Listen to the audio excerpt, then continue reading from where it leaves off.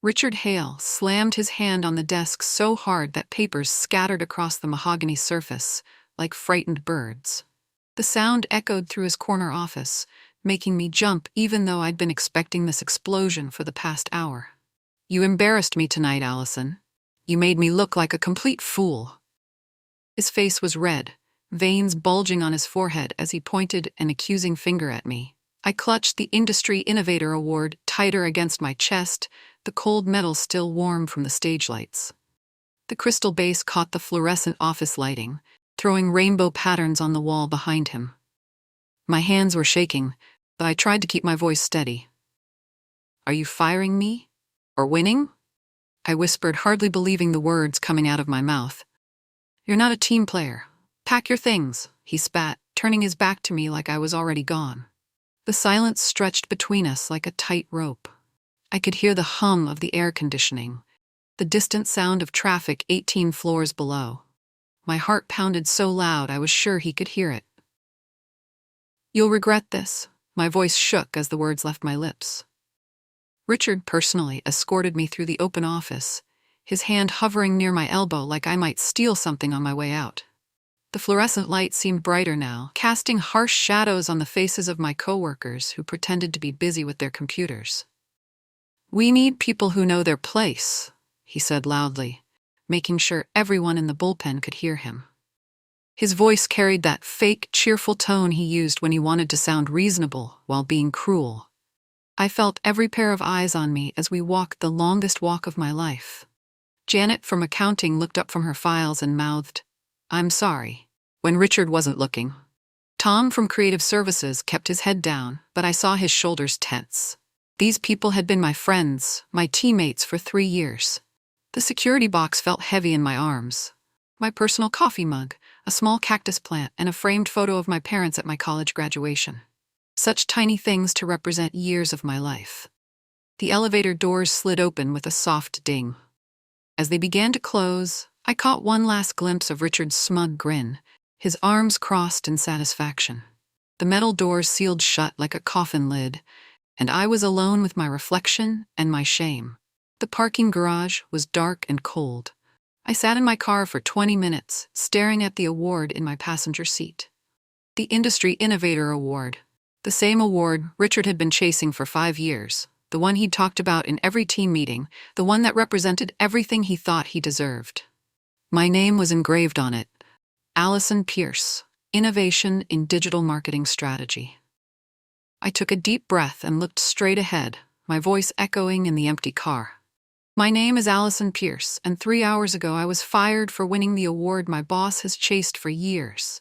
But that was just the beginning of his downfall." The words felt strange in my mouth, like a confession and a promise rolled into one. The parking garage lights flickered overhead, casting moving shadows across my windshield. I gripped the steering wheel tighter, my knuckles white against the black leather. "Let me tell you how we got here." The engine started with a quiet purr, and I drove home through the empty city streets, already planning my next move. Richard thought he'd won tonight, but he had no idea what he'd just unleashed. 6 months earlier, I was still the loyal right-hand Richard thought he could count on forever. It was past 9 p.m. on a Tuesday, and the office was empty, except for the cleaning crew and me. The blue glow of my computer screen was the only light in my cubicle as I carefully rewrote Richard's presentation for the morning. His original draft was a mess. Typos, unclear arguments, and statistics that didn't support his conclusions. I'd been fixing his work for so long that I could almost write in his voice now. "This will make you sound brilliant," I said when I emailed him the final version at 9:47 p.m. I included detailed speaker notes and suggestions for where to pause for emphasis. The next morning, Richard walked past my desk without even a nod of acknowledgement. He just picked up the printed presentation I'd left for him and headed to the conference room like he'd stayed up all night working on it himself. I watched him through the glass walls as he delivered my ideas to the client, using my research and my carefully crafted arguments. The client nodded approvingly, clearly impressed by the strategy I developed over weeks of late nights. I thought loyalty mattered. I thought hard work would eventually be recognized. I was so completely wrong. The Hoffman Industries account was my baby. I'd spent months researching their target demographic, analyzing their competitors, and developing a campaign strategy that would triple their online engagement. When Mr. Hoffman came in for the quarterly review, I was excited to hear his feedback. "Your campaign idea saved us," he said, leaning forward in his chair with genuine enthusiasm. "The social media integration was genius. We've never seen results like this." I felt my cheeks warm with pride, ready to thank him for taking a chance on my unconventional approach. But before I could speak, Richard smoothly cut in. "Team effort. I guided her through the whole process," he said with that practiced smile he reserved for important clients. "Allison executed well, but the strategic vision came from years of experience." I forced a smile and nodded, my nails digging so hard into my notebook that I left crescent-shaped marks on the cover. Mr. Hoffman looked confused for a moment, glancing between us, but Richard quickly steered the conversation to future projects. After the meeting, my friend Kate from the design team cornered me by the coffee machine. "He's terrified you're better than him," she whispered, glancing around to make sure no one could hear us. "Everyone can see it except him." I wish I'd listened to her warning then. The email arrived on a Thursday morning at 10:23 a.m. I was reviewing campaign analytics when my inbox chimed with a message from the National Marketing Association. My heart stopped when I read the subject line: "Congratulations, Industry Innovator Award nomination." I clicked it with trembling fingers, sure there had been some mistake. But there it was in black and white. "Dear Miss Pierce, we are pleased to inform you that you have been nominated for this year's Industry Innovator Award for your groundbreaking work in integrated digital marketing strategies." The nomination had come from 3 different clients, all praising my creative approach and measurable results. They'd submitted detailed case studies of campaigns I'd developed, complete with before and after metrics that spoke for themselves. I stared at the screen, my coffee growing cold as I read and reread the email.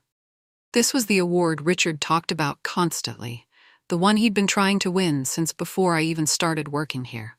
Heavy footsteps echoed across the office floor. I looked up to see Richard storming toward my cubicle, his face dark with fury. Someone must have told him about the nomination email. "You!" he roared, loud enough that conversation stopped throughout the office. After the nomination announcement, Richard's behavior changed overnight. Suddenly, I wasn't invited to strategy meetings I'd always attended. Important client emails came with everyone CC'd except me. My access to project files mysteriously disappeared, requiring me to request permission for documents I'd created myself. At the weekly team lunch, Richard made a show of pulling out his phone to check something. "Hope you don't get too famous for us, Allison," he said loudly, making sure everyone at the table could hear him. "Wouldn't want success to go to your head." The forced laughter from my coworkers felt like ice water in my veins. But it was Richard's glare that truly chilled me, cold, calculating, and completely devoid of the friendly facade he usually wore around others. I picked at my salad, my appetite completely gone. Kate shot me a sympathetic look from across the table, but she stayed quiet. Everyone knew that crossing Richard meant career suicide. "Just kidding around," Richard added with a fake chuckle, but his eyes never left my face. "We're all proud of our little superstar here." The word "little" felt like a slap. As I walked back to the office, one thought echoed in my mind. This isn't a joke to him, it's war. The award ceremony was held at the Grand Plaza Hotel downtown. I'd bought a simple black dress and practiced my acceptance speech in the mirror, though I tried not to get my hopes up too high. The competition was fierce, with nominees from major agencies across the country. When they called my name, my legs felt like jelly as I walked to the stage. The spotlight was blindingly bright, and I could barely make out the faces in the audience. I thanked the clients who had nominated me, the team members who had supported my ideas, and the mentors who had taught me to think creatively. In my nervousness, I completely forgot to mention Richard. From the stage, I could see him in the front row, clapping mechanically with his jaw clenched so tight I thought it might crack. His forced smile looked more like a grimace, and his eyes were dark with something that looked dangerously close to hatred. The award was heavier than I'd expected, its crystal surface catching the stage lights like a prism. As the audience applauded, I caught a glimpse of Richard leaning over to whisper something to the executive sitting next to him. Later, I would learn exactly what he'd said. "She won't be here much longer." Backstage after the ceremony, I was still buzzing with excitement when Richard appeared beside me. The photographers were packing up their equipment, and most of the crowd had moved to the reception area. He gripped my arm just above the elbow, his fingers pressing hard enough to leave marks. To anyone watching, it probably looked like a congratulatory gesture, but his smile was sharp as a blade. "Enjoy tonight," he said quietly, his voice barely above a whisper. "Tomorrow's another story." I yanked my arm free, glaring at him with all the anger I'd been holding back for months. The fake friendliness had finally dropped from his face, and I could see the raw jealousy and rage underneath. "Don't touch me," I said, loud enough that a few people nearby turned to look. Richard's smile widened, but it never reached his eyes. He straightened his tie and walked away, leaving me standing there with my heart pounding and my arm aching where he'd grabbed me. As I watched him disappear into the crowd, one clear thought cut through my confusion and fear. Tomorrow, my life changes forever. The next morning arrived gray and drizzly, matching my mood perfectly. I'd barely slept, playing Richard's threatening words over and over in my mind. When I arrived at the office, his assistant immediately directed me to his corner office.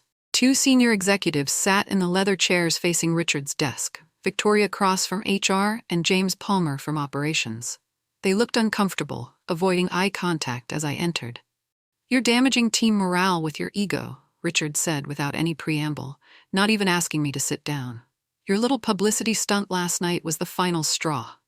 I felt the blood drain from my face. "For doing my job well?" "You forgot to mention the team that supported you. You made it seem like you accomplished everything alone," Victoria added, though she sounded like she was reading from a script. "That's not what happened." I started to protest. "You're out." Richard cut me off, his voice final as a judge's gavel. The room fell silent, except for the sound of rain patting against the floor-to-ceiling windows. I looked at Victoria and James, hoping to see some sign of support, but they stared at their hands. I walked out of that office with my head held high, even though tears threatened to spill down my cheeks. I wouldn't give Richard the satisfaction of seeing me break. That night, I sat at my kitchen table staring at my laptop screen. Job listings blurred together as I scrolled through endless pages of marketing positions, most requiring 5 years of experience I technically had but couldn't prove without references from Richard. My phone had been buzzing all day with messages. Some were genuine congratulations from college friends who'd seen the award announcement online. Others felt more like pity disguised as support. "So sorry to hear about what happened, and things will work out for the best." But no actual job offers. Word traveled fast in our industry, and Richard's version of events was apparently spreading faster than the truth. I picked up the Industry Innovator Award from where I'd placed it on my kitchen counter. The crystal felt cold and smooth under my fingers, and my name was still there, permanently etched in elegant script. They couldn't take this away from me, no matter what lies they told. My laptop chimed with a new email notification. The sender's name made me sit up straighter. Michael Thompson, CEO of Pinnacle Marketing Solutions. The subject line was simple but intriguing. "Lunch? I have a proposal." I clicked it open, my heart beginning to race as I read his brief message requesting a meeting to discuss an opportunity that might interest you. Michael Thompson was nothing like Richard. Where Richard was loud and dominating, Michael was calm and thoughtful. We met at a quiet bistro downtown, away from the glass towers where industry gossip traveled at light speed. "We've been watching your work for months," he said over his Caesar salad, cutting straight to the point. "The Hoffman campaign was brilliant. The way you integrated traditional and digital strategies was exactly what the industry needs." I nearly choked on my soup. "You know about my work?" "Allison, everyone knows it was your work," he smiled. "Richard Hale hasn't had an original idea in years. His best campaigns all coincidentally happened after you joined his team." He leaned forward, his expression serious. "We've wanted someone like you for years. We're expanding our digital division, and we need a creative director who understands how to build campaigns that actually work. The offer was everything I'd dreamed of: creative freedom, a team of my own, and a salary that was 30% higher than what Richard had been paying me. I set down my spoon, meeting his eyes directly. "Let's do this." "But I'm doing it my way," I added, surprising myself with the firmness in my voice. Starting at Pinnacle Marketing felt like stepping into a parallel universe where good work was actually recognized. My new office had a window, my own coffee machine, and a door I could close when I needed to think. More importantly, Michael introduced me to clients as our new creative director, instead of the girl who helps with campaigns.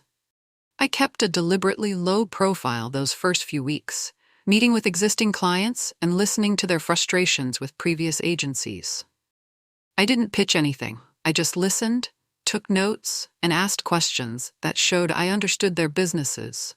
My reputation spread naturally through client conversations and industry connections. People started mentioning my name in meetings, recommending Pinnacle specifically because they'd heard I was working there. The work felt different too. Instead of staying late to fix other people's mistakes, I was staying late because I was excited about the strategies I was developing. My team was small but talented, and they actually listened to my ideas instead of waiting for me to validate theirs.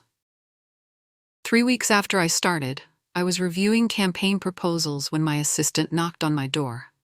"Mr. Thompson wants to see you," she said with a smile that suggested good news. One of our biggest prospects had just called to schedule a strategy meeting, specifically requesting to work with me.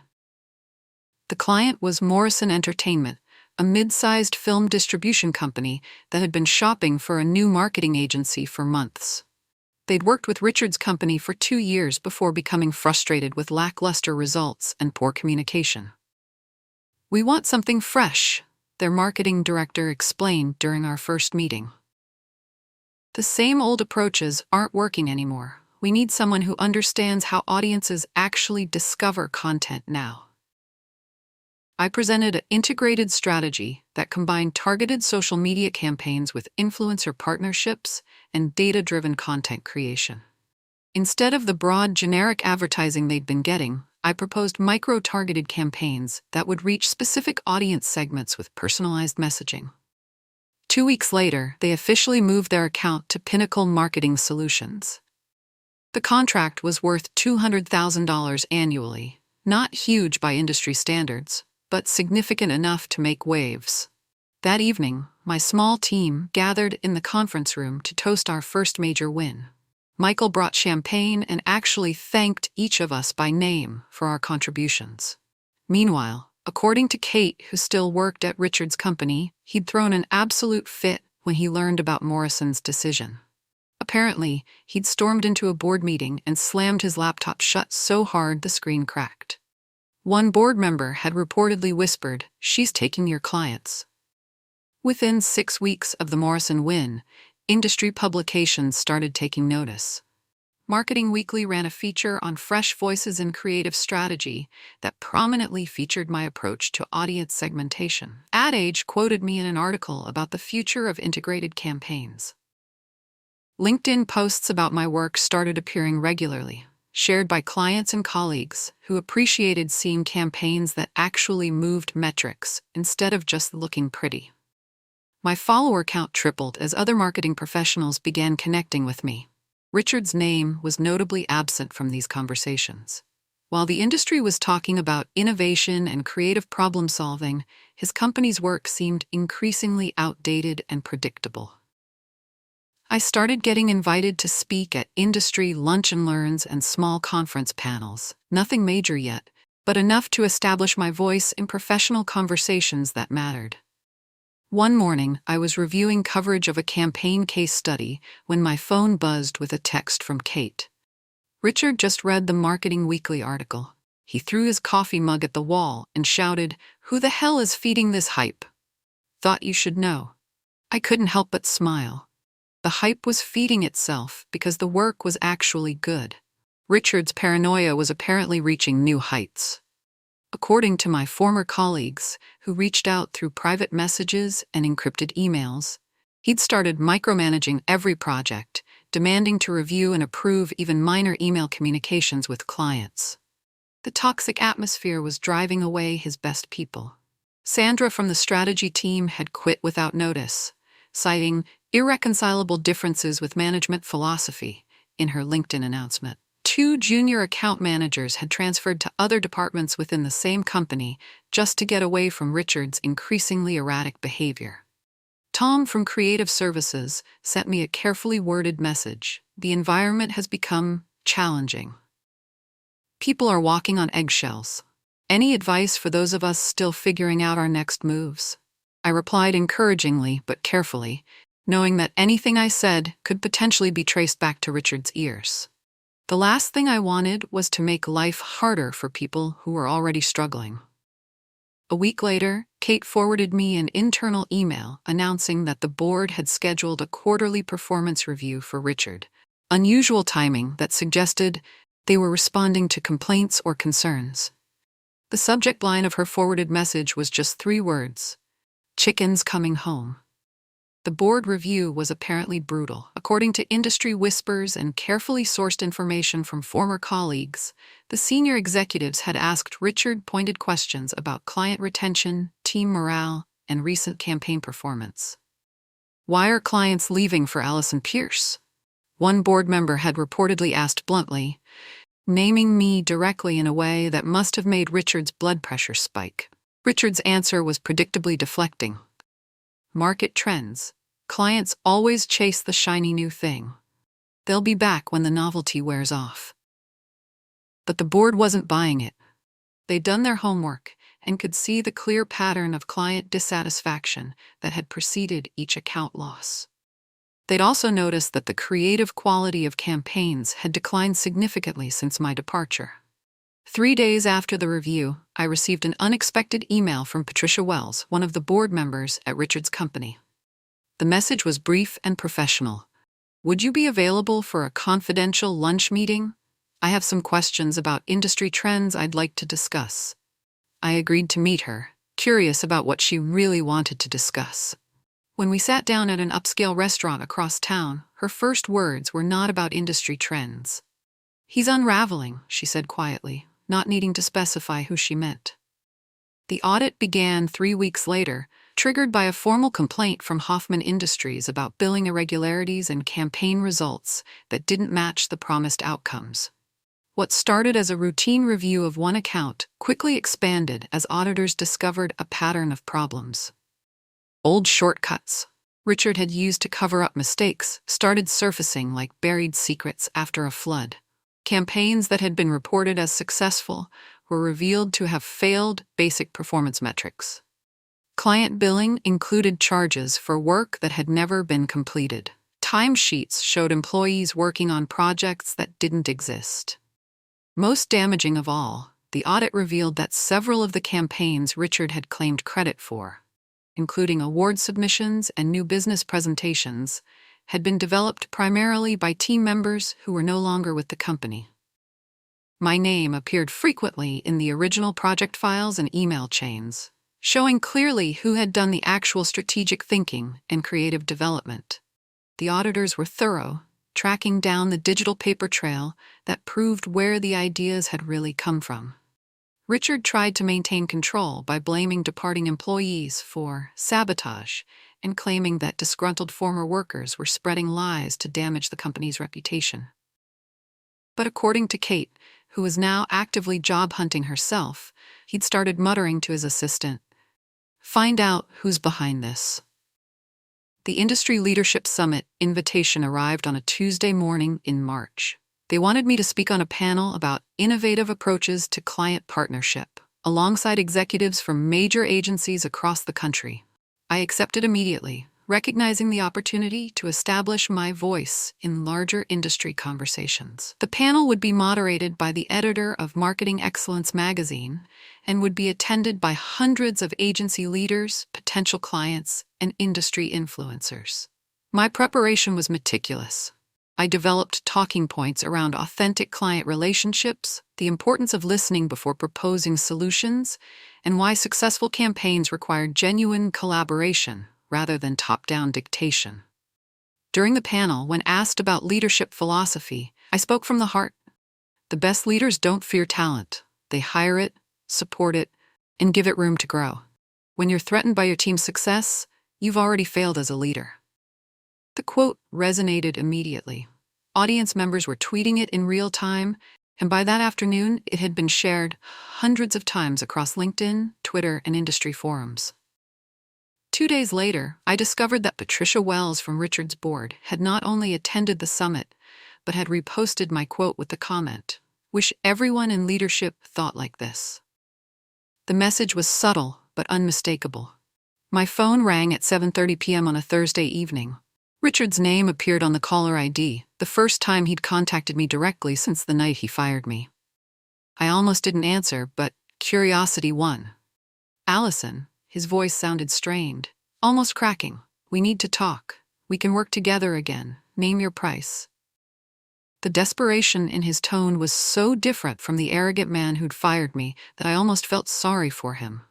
Almost. We agreed to meet for coffee the next morning at a neutral location downtown. When I arrived, Richard was already there, sitting hunched over a cup that he gripped with both hands. He looked pale and sweating despite the cool morning air. "I made a mistake," he said without preamble as I sat down across from him. "You were always one of my best people. The company needs your creativity, your client relationships. We can figure out a partnership arrangement." I leaned back in my chair, studying his face. The confident executive who'd publicly humiliated me was gone, replaced by someone who looked genuinely desperate. "You fired me for being too good at my job," I said calmly. "Nothing's changed about that."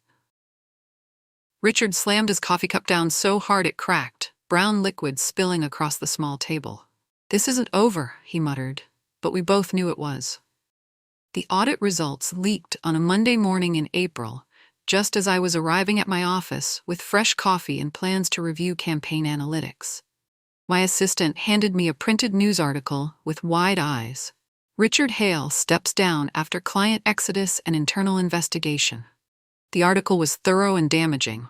It detailed the findings of the internal audit, the pattern of client complaints, and the mass departure of senior staff members. Industry publications picked up the story immediately, with brutal commentary about leadership failures and the importance of ethical business practices. Richard's name became synonymous with everything wrong with old-school agency culture. Taking credit for others' work, prioritizing ego over results, and treating talented employees as disposable resources. Meanwhile, my name was everywhere in the coverage, with clients and former colleagues speaking on the record about my contributions to successful campaigns and my professional integrity. The story had become a cautionary tale about what happens when insecure leaders try to suppress talent instead of nurturing it. By Wednesday, 3 different industry publications had reached out requesting interviews about leadership, creative collaboration, and the future of agency culture. That same afternoon, my email chimed with a message that made me smile. "Keynote invitation, Industry Awards Gala. We'd be honored to have you as our featured speaker." The Industry Awards Gala was held at the same Grand Plaza Hotel where I'd won my first major recognition 8 months earlier. This time, I wasn't nervous about my speech. I was excited. I'd spent weeks crafting remarks about authentic leadership, creative collaboration, and the responsibility we all have to build better workplace cultures. My new team gathered in my hotel room beforehand, helping me practice key transitions and offering encouragement. The contrast with my previous award experience was stark. Instead of walking in alone and uncertain, I was surrounded by colleagues who genuinely supported my success. This time, I whispered to myself in the mirror, straightening my shoulders, "I speak for me." My assistant grinned from across the room. "Guess who RSVP'd for tonight?" "Richard." I felt a flutter of nervousness, but it passed quickly. I'd earned my place on that stage through hard work and ethical leadership. Whatever Richard's motivations for attending, his presence couldn't diminish the legitimacy of my success. As we headed downstairs to the ballroom, I carried myself differently than I had at previous industry events. No longer the uncertain nominee hoping for recognition. Now I was an established leader with something valuable to say. The ballroom was packed with nearly 500 industry professionals, agency leaders, and potential clients. As I walked onto the stage, the bright lights made it difficult to see individual faces in the audience, but I knew he was out there somewhere. I began my keynote by talking about the award I'd won the previous year and how that moment had changed my understanding of what leadership really meant. True leadership isn't about ego or taking credit, I said, my voice carrying clearly through the sound system. It's about lifting people up, creating environments where talent can flourish, and having the confidence to celebrate others' success. The audience was engaged, heads nodding, some taking notes on their phones. As my eyes adjusted to the stage lights, I spotted Richard sitting near the back, stiff and pale, his expression unreadable. When we lead through fear and insecurity, we don't just hurt individuals. We hurt entire organizations, client relationships, and the industry as a whole, I continued, speaking directly to the leadership challenges I'd witnessed and experienced. Halfway through my speech, I noticed movement in the back section. Richard was gathering his things, his face tight with what looked like embarrassment or anger. The cameras caught him leaving, head down, pushing through the crowd toward the exit. I finished my speech to sustained applause, feeling genuinely free for the first time in years. Backstage, after the keynote, my team surrounded me with champagne and congratulations.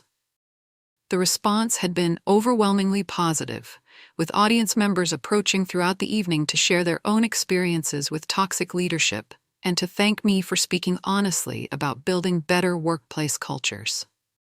A journalist from Industry Leader magazine approached for an exclusive interview. "How did you rise so fast after what happened with your previous position?" she asked, her recorder capturing our conversation. I thought for a moment before answering. "I stopped helping the wrong people win," I said simply. "Sometimes the best thing that can happen to your career is being forced to find better people to work with." As we talked about leadership philosophy and industry trends, my phone buzzed with a text message from Patricia Wells. Richard officially submitted his resignation this afternoon. Board accepted it immediately. Thought you should know. I showed the message to Michael, who raised his champagne glass in a quiet toast. We didn't celebrate Richard's downfall. That felt petty and unprofessional. Instead, we toasted the opportunity to keep building something better. The evening ended with genuine laughter and conversations about future projects, new challenges, and the satisfaction that comes from doing work that actually matters. The next morning, I sat in my office, arranging awards on the shelf behind my desk. The original Industry Innovator Award that had started this whole journey sat beside the Leadership Excellence Award I'd received the night before. Two pieces of crystal that represented completely different chapters of my career. A knock on my door interrupted my thoughts. Emma, one of the junior strategists on my team, peered in hesitantly. "Can I ask you something?" she said, settling into the chair across from my desk. "Don't you feel bad for him? I mean, losing everything like that?" I considered her question carefully, looking out the window at the city skyline where Richard was probably somewhere cleaning out his office or meeting with lawyers or trying to figure out what came next. "No," I said finally, turning back to meet her eyes. "I feel bad that it took so long for him to face consequences for treating people badly, but I don't feel bad that actions finally had results." I gestured toward the awards on my shelf, then to the team working collaboratively in the conference room, visible through my office windows. "The best revenge isn't destroying someone else," I said with a smile that felt completely genuine. "It's doing better." Emma nodded thoughtfully and headed back to her project. I turned to my computer, already excited about the campaigns we were developing and the clients we were helping. Outside my window, the city hummed with possibility, and I was finally exactly where I belonged,